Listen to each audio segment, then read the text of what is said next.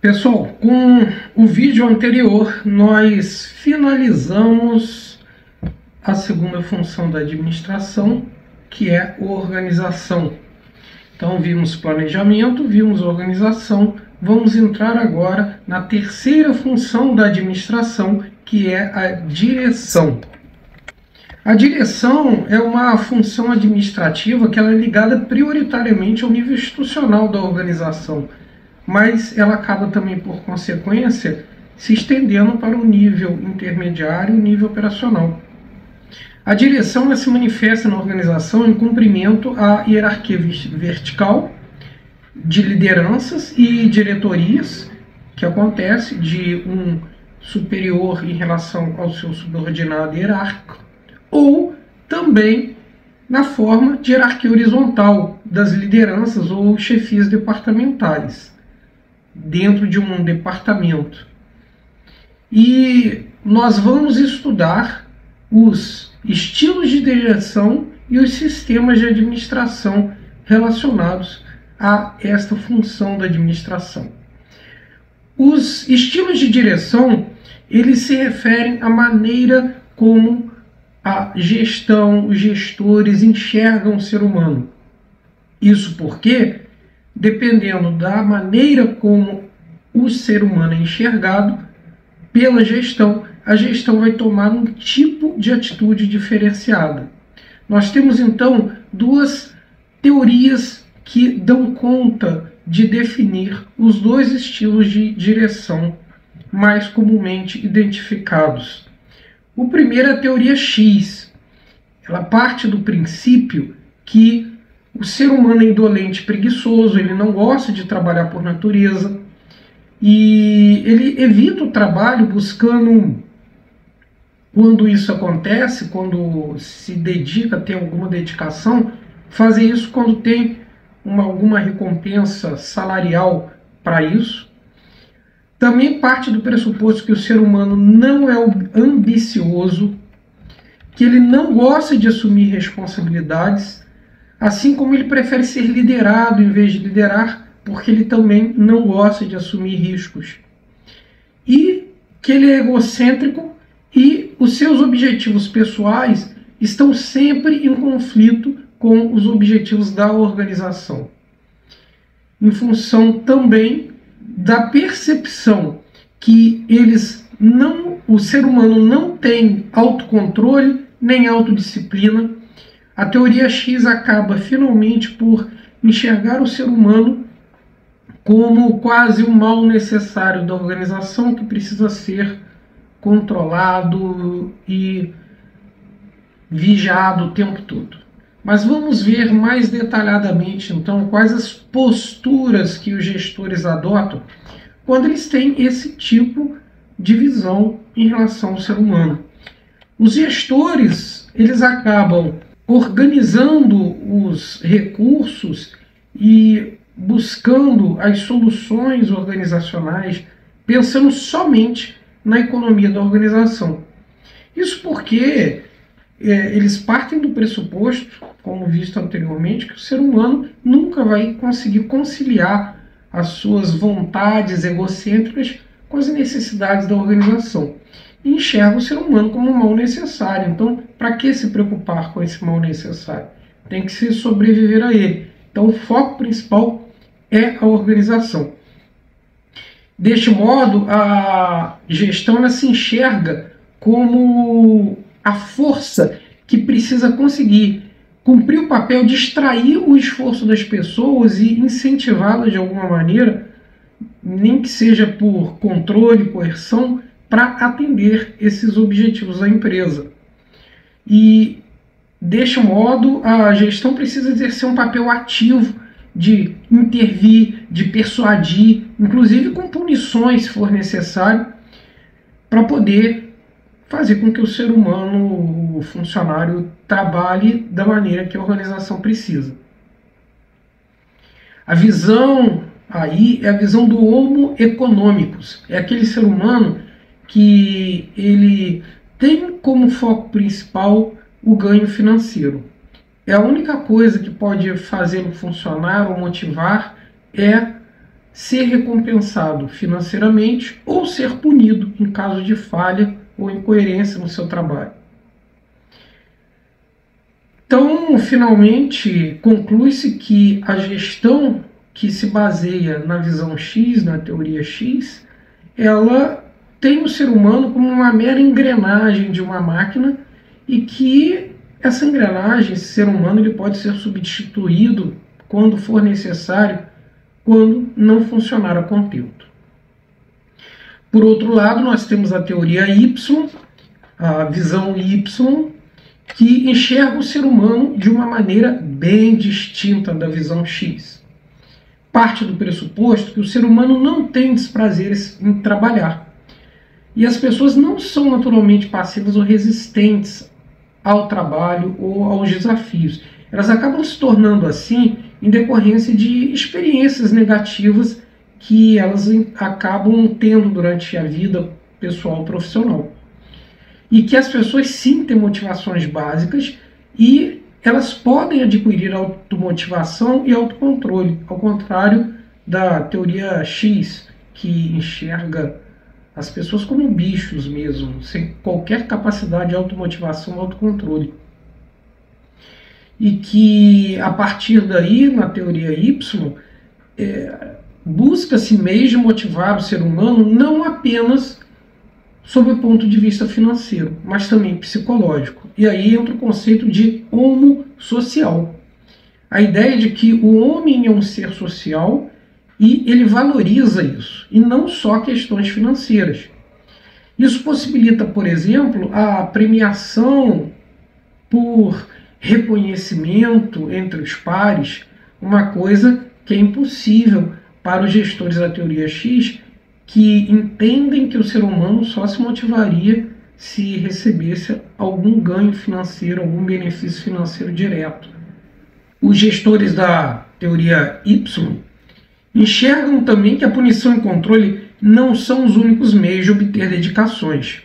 E as pessoas buscam responsabilidade e o comportamento diferente desta busca por responsabilidade, ela é decorrente também de causas que têm relação com vivências negativas, traumas, situações que anularam isso durante a vida profissional ou pessoal do funcionário. A teoria Y também parte do pressuposto que é possível alinhar os objetivos pessoais com os objetivos organizacionais. E isso promove responsabilidade e dedicação. Inclusive, há uma área da administração chamada Administração por Objetivos, a APO, que busca estudar somente isso. Como é que os objetivos do funcionário podem se alinhar com os objetivos da empresa e isso gerar mais responsabilidade e dedicação, em vez de se trabalhar com premissas financeiras e punições, como acontece na teoria X. E, finalmente, a teoria Y vê o ser humano como imaginativo e criativo. Logo, em decorrência disso, a postura dos gestores é que eles buscam criar condições organizacionais para que as pessoas se autoconheçam e desenvolvam seus potenciais naturais. E também buscam criar condições na organização para que as pessoas possam alcançar seus objetivos pessoais que vão previamente estar alinhados com os objetivos empresariais. Em seguida, nós temos os sistemas de administração, que eles decorrem desses dois estilos de direção. Temos o autoritário coercitivo, o autoritário benevolente, o consultivo e o participativo. Para entender a diferença entre esses sistemas, vamos analisá-los sobre 4 características, 4 aspectos. O processo decisorial, como é que acontece em cada um deles, o sistema de comunicação, como acontece em cada um deles, as relações interpessoais e os sistemas de recompensa. Então vamos lá. Esse quadro aí vocês podem ter uma visão geral de como é que é a caracterização de cada um desses aspectos para cada um dos 4 sistemas decorrentes dos estilos de direção X e Y. Vamos ao primeiro, então, que é o autoritário coercitivo. como é o processo decisorial nesse tipo de sistema de administração. A decisão ela acontece totalmente centralizada na cúpula da organização, é de cima para baixo, o sistema de comunicação precário e geralmente em forma de ordens que chegam dos níveis superiores em forma vertical, porque segue, né, a linha hierárquica, e descendente, de cima para baixo. É impraticável, impensável pensar em algum subordinado dando alguma opinião, sugestão ou tendo qualquer voz nesse tipo de sistema. As relações interpessoais elas se estabelecem por um clima de desconfiança na organização. A organização informal ela é vedada, e aí é importante trazer o conceito do que é organização informal. Ela surge a partir da teoria das relações humanas, que é um estudo da administração, que estabelece todo o conceito de homo social, porque no começo, né, com Taylor, Fayol, For, a visão era do homo economicus, era bem a teoria X mesmo. Somente com a teoria das relações humanas, que acaba se tornando um divisor de águas na administração, surge o conceito de homo social, que o ser humano ele é um ser social, que ele tem necessidade de estabelecer relacionamentos, contatos, e que a organização ela não se resume simplesmente à forma, à grafia formal do organograma, que vocês já viram, mas ela vai além, de forma informal. Ou seja, se nós pegarmos um organograma de uma organização, a gente não vai conseguir, por exemplo, determinar as relações interpessoais, que é o que caracteriza a organização informal. Por exemplo, que talvez o gerente de marketing não se dê bem com o gerente financeiro, ou que o supervisor que está ligado ao departamento de obras, de produção, ele tem uma relação direta com o diretor e acaba atravessando a cadeia de comando. Coisas desse tipo. Isso caracteriza a organização informal e ela é totalmente vedada e proibida no modelo autoritário coercitivo, que é o extremo da teoria X. E as pessoas acabam nesse modelo ficando confinadas aos cargos e às tarefas que elas executam, muitas vezes até para a vida inteira, mesmo que não estejam muito satisfeitos com isso. Como sistemas de recompensa, existe a ênfase em comissões, em ganhos financeiros e medidas disciplinares e punitivas quando algum regulamento interno é quebrado. As recompensas de cunho social são impensáveis, porque isso é uma característica dos sistemas de administração que se aproximam da teoria Y. Já o autoritário benevolente, que ainda é autoritário, ele ainda faz parte do estilo de direção X. Em relação ao processo decisorial, ele ainda é centralizado na cúpula da organização, mas ela permite alguma diminuta delegação de caráter rotineiro. Imagina assim, alguma decisão meio de dia a dia, que não vai criar grandes impactos no departamento, ou na linha de produção, ou na operação, e há esse pequeno, bem pequeno empoderamento dos funcionários. Em relação aos sistemas de comunicação, ele continua sendo precário, relativamente precário.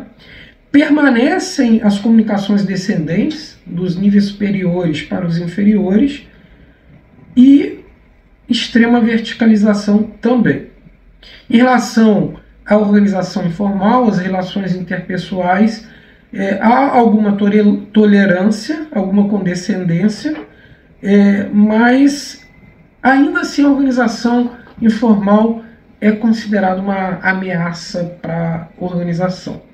Para vocês entenderem melhor o que seria isso, é aquele tipo de empresa que os funcionários não podem sequer parar para tomar um cafezinho, conversar coisas, trocar ideias, ou estar numa sala, não podem interagir, porque isso vai gastar o precioso tempo da organização com coisas que são de interesse pessoal. Lembrem-se que para este tipo de sistema de administração, assim como o polo autoritário coercitivo, que se apropriam da teoria X, não há qualquer possibilidade de conciliação entre os objetivos do indivíduo e o objetivo da empresa. Então, para os gestores que fazem uso desse tipo de sistemas administrativos, sistemas de gestão, um funcionário conversando nunca estaria, por exemplo, conversando sobre um problema da empresa ou sobre alguma coisa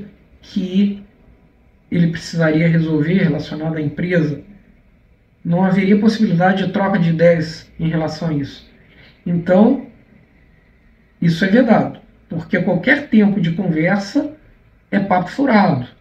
É conversa que o funcionário está cuidando da vida pessoal e deixando a empresa de lado. Em relação aos sistemas de recompensa, há ainda ênfase nas punições e medidas disciplinares com arbitrariedades. Isso permite, por exemplo, que pessoas que são mais benquistas por puxarem saco, elas tendem a ter mais privilégios, situações de caças bruxas, isso acontece com muita facilidade. As recompensas salariais são muito mais frequentes que no autoritário coercitivo. Há uma preocupação em recompensar, mas se limita à visão do homo econômicos. E as recompensas sociais são raras, porque a visão do homo social também não é uma característica desse sistema de administração. O terceiro sistema é o consultivo. Nesse sistema, no processo decisorial, há uma consulta aos níveis inferiores da organização, os níveis intermediários e operacionais, e há uma possibilidade de participação e delegação de poderes aí. Em relação ao sistema de comunicação, há uma facilitação no fluxo de sentido vertical, não só descendente, mas ascendente. O funcionário de níveis inferiores ele começa a ter voz, direito de voto, de se manifestar, de se mostrar insatisfeito, e também alguma comunicação horizontal. Em relação às questões da organização informal, as relações interpessoais, há uma certa confiança nas pessoas e nas suas relações. Percebam aí que no consultivo a organização já começa a se apropriar do estilo de administração, de direção baseado na teoria Y e, portanto, ela procura facilitar o desenvolvimento de uma organização informal sadia. Ela, por exemplo, vai ter uma área de descanso para os funcionários, um refeitório adequado, porque, ao contrário dos sistemas anteriores, ela não vai achar que isso vai promover a ociosidade do funcionário ou conversas que não vão ser produtivas, por exemplo. E se acontecer conversas pessoais também, não vai entender que isso vai gerar um prejuízo para a organização. O ser humano, como dito, ele é um ser social e a organização começa a entender que, como ser social, o indivíduo também precisa de momentos de lazer, de desestresse, de espairecer a cabeça, mesmo que seja no ambiente de trabalho.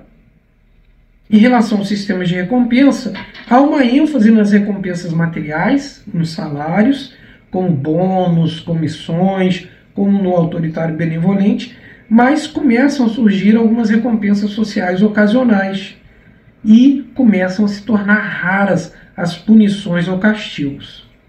E, finalmente, no sistema de administração participativo, há uma total delegação e descentralização de responsabilidades.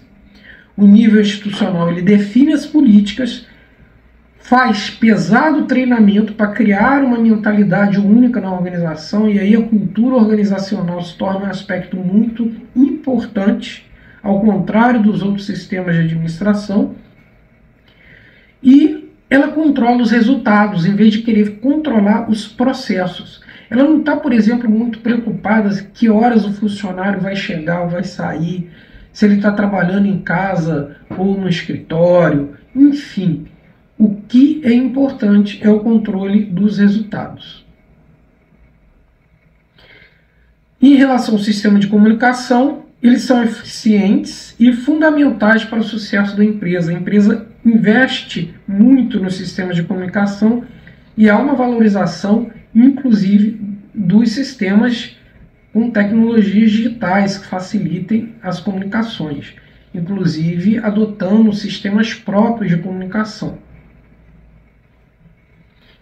Nesse tipo de organização, as redes sociais digitais começam também a ganhar uma relevância significativa. Sobre as relações interpessoais, o trabalho em equipe, a formação de grupos, torna-se muito importante, quase indispensável para as atividades da organização. Há uma confiança mútua e uma participação e envolvimento grupal intensos. E, finalmente, em relação aos sistemas de recompensa, há uma ênfase nas recompensas sociais, nas recompensas materiais e salariais, que são frequentes, isso não é abandonado. Somente no autoritário coercitivo que não há uma significativa valorização desse tipo de recompensa. E as punições são raras, e quando elas ocorrem, elas são definidas pelo grupo, porque há uma descentralização e um processo mais justo e menos arbitrário. Percebam, então, que, em medida em que se tem o autoritário coercitivo, há um direcionamento para a teoria X. E, gradativamente, quando se vai para o sistema participativo, uma tendência para a teoria Y. A cultura organizacional ela se torna, então, essencial para as organizações que trabalham com o modelo participativo. Ela acontece naturalmente em qualquer organização, mas elas são mais fortes no modelo participativo. É isso então, pessoal. Muito obrigado aí e até a próxima.